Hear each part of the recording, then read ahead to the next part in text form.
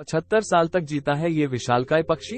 ये पक्षी इतना विशालकाय है कि इसे उड़ता हुआ जानवर भी कहा जाता है। ये अनोखा पक्षी लैटिन अमेरिका के देशों में एंडीज पहाड़ी श्रृंखला के आसपास ऊंचाई पर पाया जाता है। सबसे हैरानी की बात तो ये है कि इनकी उम्र भी लगभग इंसानों के बराबर यानी 75 साल तक ही होती है। इस पक्षी का नाम इंडियन कंडोर है। इसका वजन 15 किलो तक होता है। गिद्ध प्रजाति का ये पक्षी जब अपने पंखों को फैलाता है तो इसका फैलाव करीब 11 फीट तक होता है। तेजी से घटती संख्या को देखते हुए इन्हें विलुप्त होने वाली प्रजातियों के करीब माने जाने लगा है।